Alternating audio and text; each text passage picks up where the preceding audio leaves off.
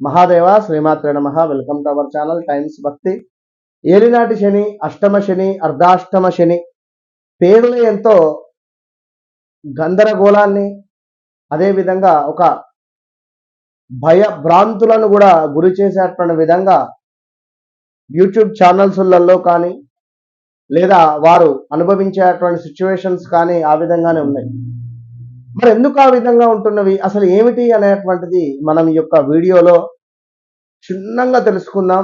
ఇంతటి అద్భుతమైనటువంటి సందేశాత్మకమైనటువంటి విషయం కానీ, సూచనలు కానీ ఏ ఛానల్లో కూడా నేను చెప్పలేదు ఇప్పటి వరకు. మీరు ఎక్కడ వినుండరు. నేనేం చెప్తున్నాను అంటే తప్పకుండా మన ఛానల్ని సబ్స్క్రైబ్ చేసుకోండి.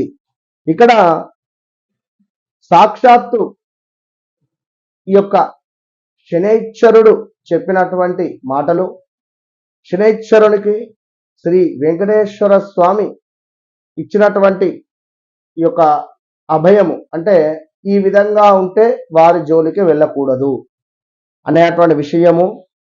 ఇక్కడ మీరు ఎలాంటి సిచ్యువేషన్లో ఉన్నా కూడా, మీకు ఎంతటి ధనం ఉన్నా కూడా, అద్భుతమైనటువంటి సామ్రాజ్యం ఉండనివ్వండి, మీకు అద్భుతమైనటువంటి సిరి సంపదలు ఉండనివ్వండి, తోటి వారితో మీ ప్రవర్తన ఎప్పుడైతే ఒక హుందాగా, ఒక మంచి భావనతో, ఎప్పుడైతే ఈగో ఫీలింగ్ అనేటువంటిది ఉండకుండా, ఒక ఈగోయిస్ట్గా ఉండకుండా, ఒక అహంకార భావంతో ఉండకుండా, ఒక ఎట్లా అంటే మనము అందరినీ కూడా ఒక సమానంగా చూసేటువంటి మంచి మనస్తత్వం ఎవరికైతే ఉంటుందో, అబద్ధాలు, అసత్యము, అదేవిధంగా ధర్మము, ఇలాంటి సందర్భంలో అయినా కొన్ని విపత్తులు, కొన్ని కష్టాలు, కొన్ని అసలు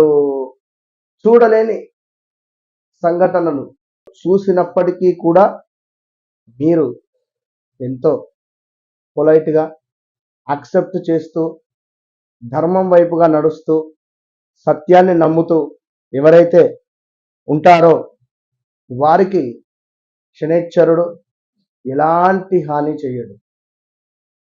ఎలాంటి హాని చెయ్యకపోగా వారిని ఎంతో పైకి తీసుకువెళతారు.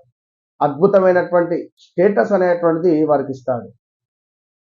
ఈ సమయంలో ఎవరైతే ఈ విధంగా అసత్యాలు పలుకుతూ, అధర్మంగా ఉంటూ ఇలాంటి సిచ్యువేషన్స్ ఉంటారో వారు ఈ క్షణాన బాగుంటారు, కానీ ఒక దెబ్బ పడుతుంది, తర్వాత కోలుకోలేని పరిస్థితి ఉంటుంది.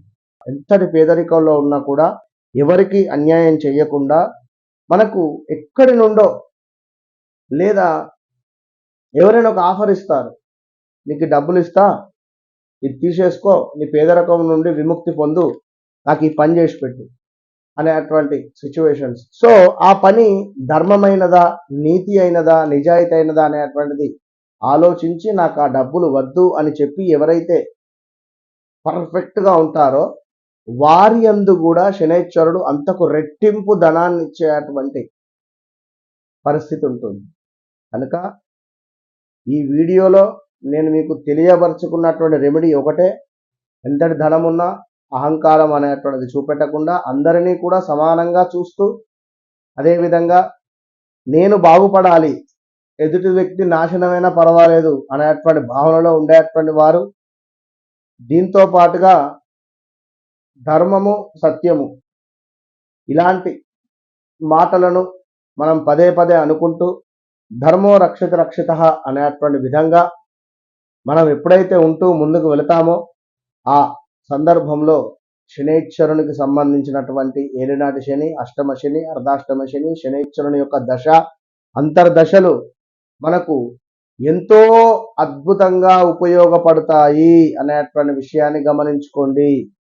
శని త్రయోదశి రాగానే శనైశ్వరుని దగ్గరికి వెళ్ళిపోవాలి, నువ్వుల నూనె పోయాలి, నువ్వులు వేసేయాలి, నువ్వులను దానంగా ఇచ్చేయాలి. బస్ తర్వాత వచ్చి ఏవైనా చేసేయవచ్చును.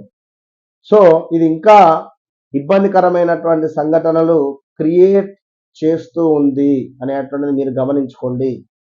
కనుక నలుగురు కి ధర్మాన్ని చెబుతూ మనము ధర్మంగా ఉంటూ మౌన వ్రతాన్ని ఎక్కువగా కూడా పాటిస్తూ ఉండడం వల్ల శనైశ్వరుని యొక్క అద్భుతమైనటువంటి మంచి విషయాలను మీరు పొందగలుగుతారు.